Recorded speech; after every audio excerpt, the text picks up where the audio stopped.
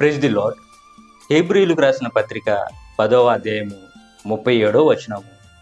ఇక సమయము బహు కొంచెముగా ఉన్నది, వచ్చుచున్నవాడు ఆలస్యము చేయక వచ్చును. యేసుక్రీస్తు వారు త్వరగా వచ్చుచున్నాడు అని నేను చిన్నప్పటి నుండి వింటున్నాను. ఎక్కడొచ్చాడు అని ఒక వృద్ధుడు నిట్టూర్పుగా మాట్లాడుచుండగా నేను విన్నాను. అతను చిన్నప్పటి నుండి కాదు, సుమారు 2000 సంవత్సరాల నుండి ఈ మాట ప్రకటించబడుతుంది. ఇప్పటి వరకు రాలేదు అంటే సమయం మించిపోయింది, ఇక రాడు అని అర్థం కాదు కదా. దేవుడు చెప్పిన ఏ మాట అయినను నిరర్ధకం కానేరదు. ఆయన స్త్రీ గర్భమున జన్మిస్తాడు అని వాగ్దానం చేశాడు. అదే విధంగా జన్మించాడు. సమస్త పాపుల నిమిత్తమై ప్రాణత్యాగం చేసి 3వ దినమున తిరిగి లేస్తాను అని వాగ్దానం చేశాడు.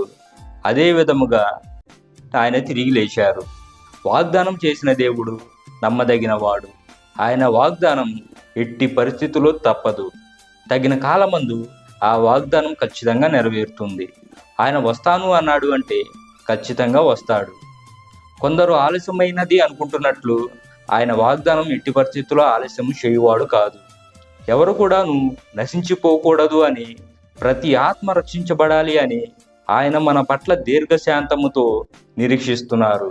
ఆయన రాకడ ఆలస్యం అవుతుంది అని చెప్పి తలంచి బాధపడే కంటే, ఆయన వచ్చినప్పుడు ఎత్తబడేవారి గుంపులో ఉంటామా లేక విడవబడేవారి గుంపులో ఉంటామా, మనల్ని మనం పరీక్షించుకోవాల్సిన అవసరం ఎంతైనా ఉన్నది. దేవుడు మనకు సమయాన్ని ఇచ్చింది వ్యర్థమైన ఆలోచనలు చేయడానికి కాదు, పాపములను బట్టి పశ్చాత్తాపపడి మారు మనసు పొంది ఆత్మీయంగా ఎదుగుటకు. ఆయన దినము దొంగ వచ్చినట్లు వచ్చును గనక సందేహమును వీడి దేవుని రాజ్యానికి సంసిద్ధులమవుదాం. ఒకవేళ ఆయన రాకడ కంటే మన పోకడే ముందైన ఎడల దేవుని రాజ్యంలో చేరులాగున జీవగ్రంథంలో పేర్లు సంపాదించుకుందాం. ప్రభు తన రాజ్యంలోనికి మనందరినీ చేర్చుకొనుగాక. ఆమేన్.